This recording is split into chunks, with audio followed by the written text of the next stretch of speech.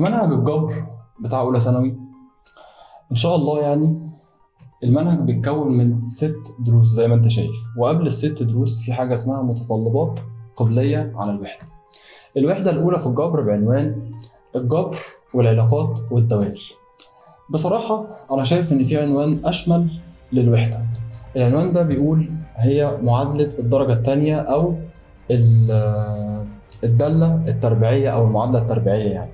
فإحنا عايزين نبدأ الوحدة نفسر كل حاجة في الدالة التربيعية أو نوضح بس الموضوع، الحاجات اللي خدتها قبل كده في تالتة إعدادي وهكذا، الحاجات القديمة يعني، عشان تحس إن الوحدة مربوطة ببعض كده بشكل لطيف. فأول حاجة هنكتب هنا الدالة التربيعية،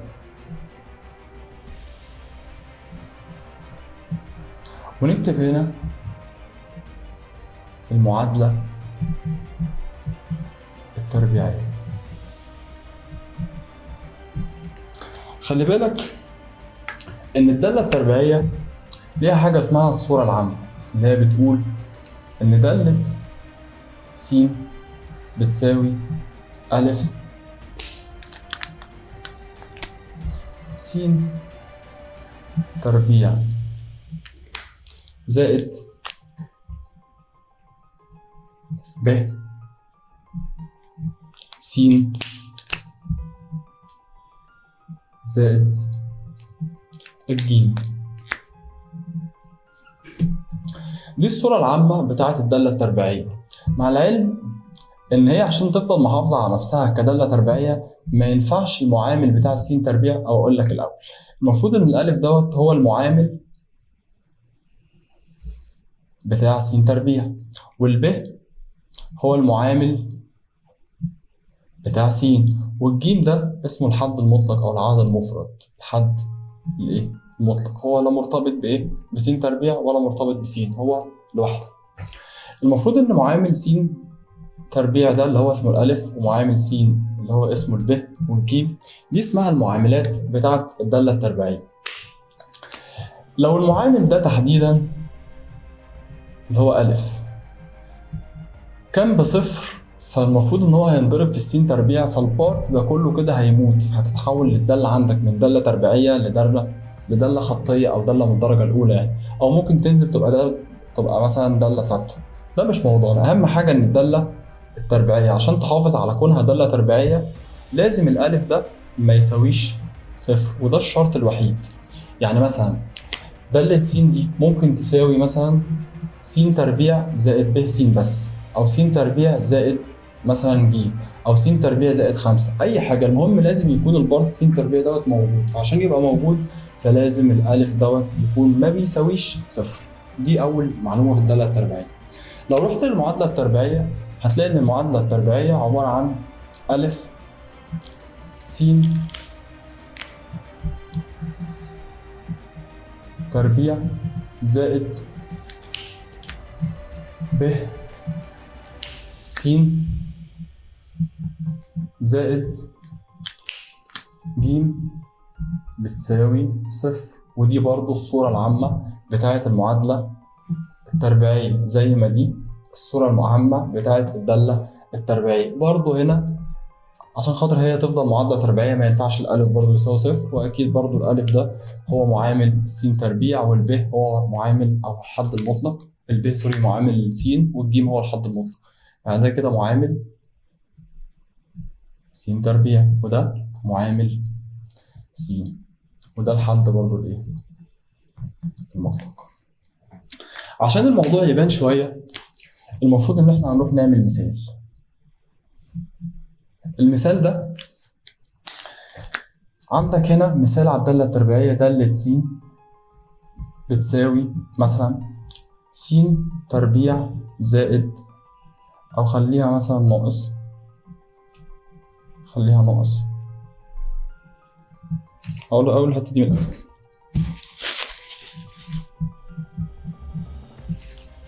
مثال مثلا دالة س بتساوي س تربيع ناقص 5 س زائد 6، وده مثال على الدالة التربيعية. المثال بتاع المعادلة التربيعية هنقول فيه إن الس تربيع ناقص 5 س زائد 6 بتساوي 0. في الدالة التربيعية انت عشان تعرف حلولها اللي هما بيسموها جذورها مش قدامك غير انك ترسمها. لازم ترسمها، مفيش طريق تاني اصلا في الدالة التربيعية غير انك ترسمها لو عايز تتعامل معاها كدالة. لكن المعادلة التربيعية لازم تحلها، لان هي عبارة عن معادلة من الدرجة التانية. اللي بيحل المعادلة التربيعية حاجة اسمها القانون العام. بصراحة أنا مش عايز أجيب سيرة تحليل خالص النهاردة، يعني أنا عارف إن أنت ممكن تحلل دوت قوسين يساوي 0، هنا س في القوس التاني في الأول هيبقى فيه س، عددين ضربهم ب6 ومجموعهم ب5 هما الاتنين في التلاتة، وبما إن الحد الأخير إشارته موجبة فأكيد إشارة الاتنين القوسين يعني هتبقى زي النص، فيبقى عندك س ناقص 2 والقوس التاني مثلا س ناقص 3 بتساوي 0. أنا بقى مش عايز أحل خالص بالموضوع ده، أنا عايز بما إن دي دالة تربيعية عايزين نروح نحسب المعاملات بتاعتها. المعاملات اللي هما دول، الألف بالنسبة لنا في المثال ده بيساوي 1، والب بالنسبة لنا بيساوي -5، والجيم بتساوي 6. بالنسبة للمعادلة التربيعية المعاملات برضو الألف بتساوي 1، والب بتساوي -5، والجيم برضو بتساوي 6. واحد يقول لي طب ما هي بالظبط. بص، عشان ترسم دالة تربيعية المفروض انك تكون فاهم ان الدالة التربيعية رسمتها حرف يو، سواء كان اليو لفوق وهقول لك ايه اللي بيأثر فيه اللي يخليه لفوق، وسواء كان اليو برضو لتحت. اللي بيخليه لفوق هو المعامل اللي هو ألف، لو موجب يبقى أكيد الرسمة بتاعتك هتبقى لفوق، لو الألف ده كان سالب فأكيد الرسمة بتاعتك هتبقى لتحت. يعني مثلا المثال اللي احنا عاملينه ده س بتساوي س تربيع، المعامل بتاع س تربيع ألف ده قيمته بتساوي 1، يعني أكيد رقم موجب، فبالتالي لما نرسم الرسمة دي هيطلع عندك الشكل ده مش الشكل ده. ده بالنسبة للمثال اللي احنا فيه دلوقتي يعني. لكن عشان خاطر في أسئلة كتير جدا بتجيلك اختر يعني النهارده بسبب النظام الجديد يعني.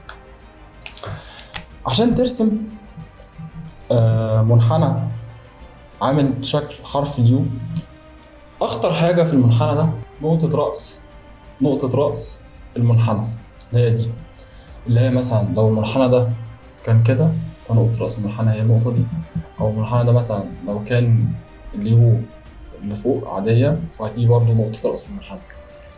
مثلا عشان تكمل الدالة التربيعية وتوصل للحلول أو للجذور يعني بتاعة الدالة التربيعية لازم تروح ترسم شبكة تربيعية.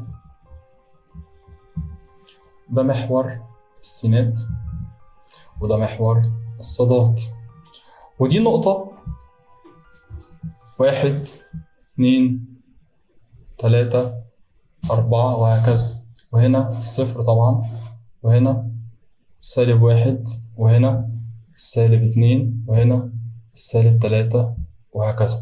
وده محور الصادات لهنا ده 1 وده 2 وده 3 وده 4 وده -1 وده -2 -3 -4 وهكذا.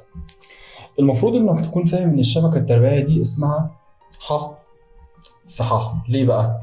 لان محور السينات ده هو اعداد حقيقية ومحور الصادات ده اعداد حقيقية. المهم عشان خاطر ترسم النقط بتاعتك يستحسن انك تبدأ بنقطة رأس المنحنى، بس انت المفروض في الاخر هتوصل لمرحلة ان انت تعمل جدول. الجدول ده هتكتب فيه س وهتكتب هنا ص، وتنقل الدالة المثال اللي عندنا اللي هو دالة س بتساوي س تربيع ناقص 5 س زائد 6. المفروض انك تحاول انك توصل لنقطة رأس المنحنى، وبعد نقطة رأس المنحنى تاخد نقطة يمين ونقطة شمال بتاخد كمان نقطة يمين وكمان نقطة شمال. فالجدول دوت في الدالة التربيعية هيتبني بناء على نقطة رأس المنحنى اللي هي دي. ازاي توصل لنقطة رأس المنحنى؟ انت معاك المعاملات اللي هي الألف ب1 والب ب-5 والجيم ب6، تمام؟ نقطة رأس المنحنى انت لو وصلت بس للإحداث السيني بتاعها هتقدر تعوض في الدالة تجيب الإحداثي الصادي بتاعها. الإحداثي السيني بتاع نقطة رأس المنحنى إحداثي السين. المفروض إنك عارف إن النقطة عبارة عن س وصاد، فإحنا عايزين نوصل للإحداثي ده، هنحطه هنا في الجدول وهنعوض نجيب بيه إحداثي الصاد. إحداثي السين دوت بيساوي بتاع نقطة رأس المنحنى بيساوي سالب ب على 2 ألف، فتروح تعوض بالمعاملات. الب عندك بكام؟ بسالب 5، مع العلم طبعا إن أصلا إحداثي السيني بتاع نقطة رأس المنحنى فيه سالب أصلا، والنقطة ب أو الإحداثي أو قيمة ب عبارة عن سالب 5 على 2 ثابتة في الإحداث السيني بتاع نقطة رأس المنحنى، هتضربها في قيمة ألف اللي هي بكام؟ ب1. فالمفروض إن سالب في سالب 5 بموجب 5، و2 في 1 بكام؟ ب2 اللي هي بتعادل كام؟ 2.5. لو سبتها 5 على 2 تكتب هنا 5 على 2. المفروض إن ال5 على 2 دي اللي هي 2.5 مكانها فين على محور السينات؟ لأن ده السين، مكانها هيبقى تحديدا هنا. دي النقطة 2.5، يعني هنا كده المفروض في محور تماثل لحرف اليو اللي هيترسم. عشان خاطر انت عرفت ان نقطة رأس المنحنى هتبقى واقعة على الخط الرأسي ده اللي هو قيمته 2.5، فالمفروض انك تعوض كمان بالنقطة 3، وتعوض كمان زيها الناحية التانية بالنقطة 2، وتعوض كمان بالنقطة مثلا 4، وتعوض كمان زيها الناحية التانية بالنقطة كام؟ 1. عايز تعوض بنقط تانية انت حر براحتك. نقطة رأس المنحنى اللي هي 5 على 2 عايز انت تجيب إحداثي الصاد بتاعها بكام؟ وعايز تجيب إحداثي الصاد بتاع السين لما تبقى ب3، وعايز تجيب إحداثي الصاد أو دالة س يعني لما السين تبقى ب4، وهكذا وهكذا. فكل اللي انت هتعمله هنا ببساطة يعني هتروح تجيب دالة النقطة 5 على 2 أو دالة القيمة 5 على 2 على السين دي، عايز تشوف هي فين، يا ترى هنا ولا هنا ولا هنا ولا هنا ولا هنا، عايز تعرف الصاد بتاعتها بكام. فهتعوض في الدالة. دالة ال5 على 2 هي النقطة إحداثي السين بتاع نقطة رأس المنحنى بيساوي 5 على 2 كل تربيع، لأن دي كانت س تربيع ناقص 5 ثابتة أصلا في الدالة في قيمة السين اللي هي كام؟ 5 على 2 زائد 6. وما تنساش طبعا ال6 مش تفضل مشغول بإنك بتعوض بالنقطة 5 على 2 وعمال تعوض وتنسى في الآخر الزائد أو موجب 6. فده هيساوي كام؟ 5 تربيع ب25، 2 تربيع ب4 مع حفظ إن ال25 في البسط وال4 طبعا في المفهوم ناقص 5 في 5 ب25 على كام؟ على الاتنين زائد 6. اعملها انت بالآلة الحاسبة هتلاقي ان النتيجة بتساوي، المفروض ان عشان تجمع لازم توحد المقام. هنا 25 على ال4، هنا 25 دي محتاجة تنضرب في 2 على 2. 2 في 25 بكام؟ ب50. و2 في 2 بكام؟ ب4 زائد هتضرب ال6 دي برضو عشان توحد المقام في 4 على 4. ف4 في 6 بكام؟ ب24 على ال4. موجب 25 على 4 زائد 24 على 4 فيها 49 على 4. 49 على 4 ناقص 50 على 4 هيطلع لك سالب 1 على 4. فانت عرفت ان احداث الصاد هيكون سالب 1 على 4. انت كده عرفت احداث نقطة رأس المنحنى كاملة، يعني هي نقطة 5 على 2 اللي هي 2.5 وكمان سالب 1 على 4. ده كده السالب 1، ده كده نصه، وده كده هيبقى ربعه. فالمفروض ان احداث نقطة رأس المنحنى هتبقى هي دي تحديدا، نعملها اكس دي. انت كده عرفت نقطة رأس المنحنى اللي هي النقطة دي. كل اللي باقي لك انك تكمل تبني المنحنى. هتعوض بالثلاثة، بس انا هعوض على طول بقى بصراحة يعني. دالة التلاتة هتساوي 3 تربيع بكام؟ ب9 ناقص 3 في 5 ب15 زائد 6. فالتسعة زائد الستة هتديك 15 ناقص 15 هتديلك صفر. يبقى النقطة اللي بعدها عبارة عن 3 وصفر، وقع على محور السينات دي. النقطة 4 إحداث السين بتاع النقطة 4 عايزين نكون الزوج المرتب بتاعه اللي هو إحداث الصاد. هيبقى عندك دالة الأربعة بتساوي 4 تربيع ب16 ناقص 4 في 5 ب20 زائد 6. أنت عندك هنا 16 ناقص 20 هتديلك -4 زائد 2 هتديلك 2. لما تروح تعوض، لو تروح ترسم النقطة دي الأول ب4 وكام؟ 4 وإيه؟ و2. فالنقطة عندك هتبقى هنا. بعد كده الاتنين هتعوض بالاتنين. دالة الاتنين هتساوي 2 تربيع بكام؟ ب4 ناقص 2 في 5 ب10 زائد 6. 4 و6 10 10 ناقص 10 تديلك صفر. يبقى النقطة دي هتبقى 2 وكام؟ وصفر. لما تيجي تعوض بالواحد، دالة الواحد هتساوي 1 تربيع ناقص 1 في 5. 1 ناقص 5 بسالب 4 زائد 2 هتديلك 2. يبقى النقطة 1 وكام؟ 1 و2. المنحنى بتاعك المفروض ان هو بدأت ملامحه تبان، بمعنى انك كل اللي هتعمله انك هتوصل بايدك مش بالمسطرة. وكده انت رسمت المنحنى بتاعك. طب هل المنحنى بتاعك واقف لحد هنا؟ لا طبعا. المنحنى بتاعك المفروض ان مجال الدالة التربيعية، بما ان هي دالة بولينوميال يعني كثيرة الحدود، في المجال لان مفيش مشكلة حسابية انت هتقابلها. بمعنى انك ممكن تعوض كمان عن نقطة صفر براحتك. الصفر تربيع بصفر ناقص 5 في صفر بصفر زائد 6، فهيطلع لك ان نقطة صفر وكام؟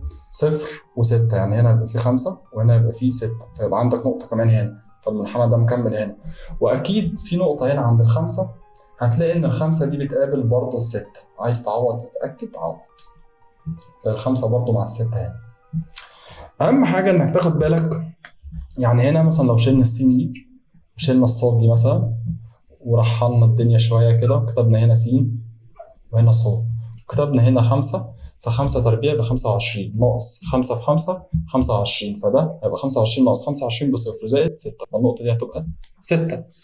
هتلاحظ حاجة مهمة جدا دايما في الدالة التربيعية، إن بالنسبة لنقطة رأس المنحنى دي اللي على يمينها نقط متماثلة على شمالها بالنسبة للصاد. يعني هنا في 0 وصفر، وهنا في 2 وإيه؟ و2، وهنا في 6 و6 اللي هي النقطة دي. النقط دي كلها كده. طيب ليه بقى الحلول هنا اسمها جذور في الدالة التربيعية تحديدا؟ يعني لأن احنا بنعتبر إن محور السينات ده كأنه أرض، والمنحنى عندك بدأ يتكون أو يطلع من الأرض. أنا عارف إن أنت لما بتزرع زرعة أنت بتزرع البذرة تحت بس هي بتطلع لك لفوق. احنا هنا بالنسبة لنا الأرض بتاعتنا ممكن تبقى لفوق وممكن تبقى لتحت، فبالتالي في حتة تحت أهي وفي باقي هنا. عشان كده هم مسميين إن الجذور بتاعة المعادلة دي هي تقاطع الدالة نفسها اللي هو حرف اليو مع محور السينات. بمعنى إن الجذور عندك هتلاقيها هنا عبارة عن الاثنين والكام والتلاتة، لأن ديت هي نقط التقاطع بتاعة محور السينات مع الدالة اللي عندك حرف اليو، النقطتين دول تحديدا. ده بالنسبة للإيه؟ للدالة التربيعية. لما تروح للمعادلة التربيعية هتكتشف إن الحل بتاعها دايما بالقانون العام. القانون العام دوت بيقول إيه؟ بيقول إن لو أنت عندك مثلا يعني س الأولى والثانية، بما إن أنت عارف إن المعادلة التربيعية معادلة من الدرجة الثانية، فأكيد هتطلع حلين، لازم حلين.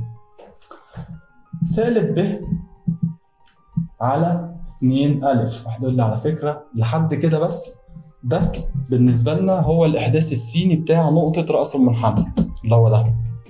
أنت بقى بتكمل جنب السالب ب ده موجب أو سالب عشان تدي فرصة لأن فيه حلين. جذر الب تربيع ناقص ال4 ألف ج. فكده الحل الأول والتاني هنعوض بالمعاملات. انت عندك سالب اصلا في القانون العام نفسه، والب نفسها قيمتها -5، موجب او سالب جذر الب تربيع اللي هي -5 اللي هي الب كل أس 2 اللي هي تربيع ناقص ال4 في قيمة الألف اللي هو معامل س تربيع بواحد.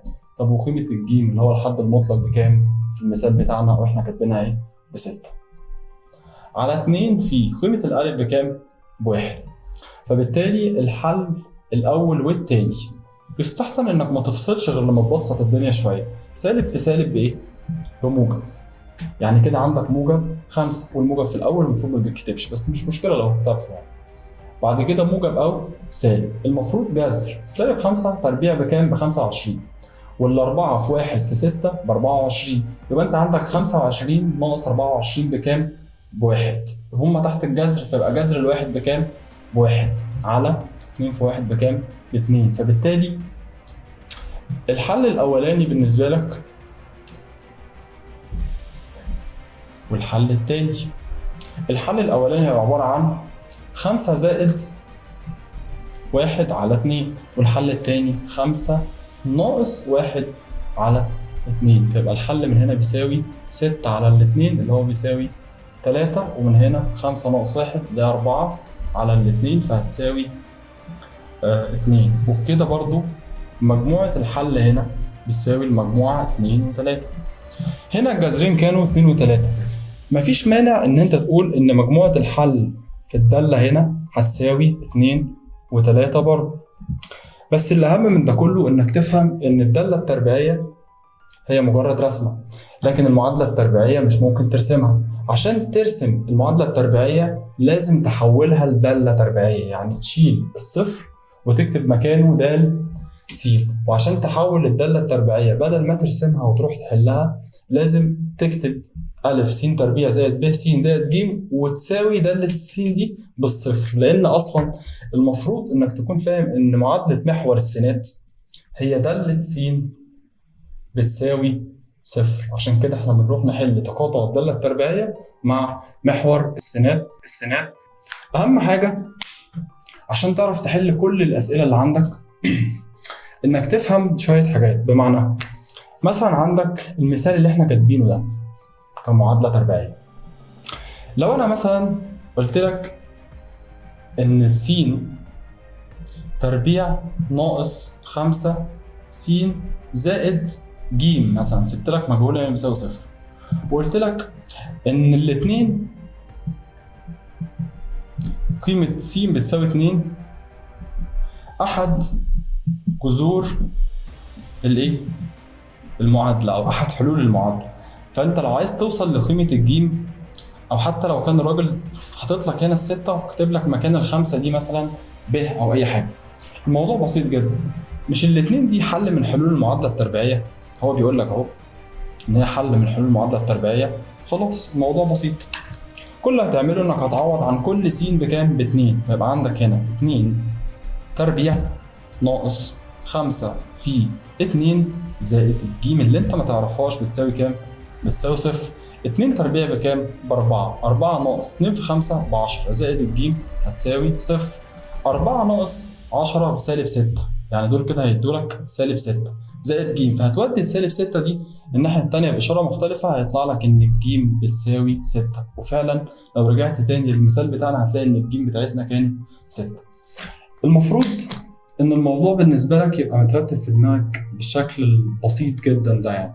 وكمان يعني أنا ممكن أشيل لك كل الكلام ده، أشيل لك مثلا الجزء ده وأحط لك مثلا جنبه الجدول اللي عندك دوت، هيلخص لك حاجات كتير جدا جدا. بس قبل ما ننهي الحلقة بتاعت النهاردة حابب أكد عليك إن الدالة التربيعية بتترسم لكن المعادلة التربيعية بتتحل. عشان كده الدالة التربيعية المفروض ليها جذور والمعادلة التربيعية ليها حلول.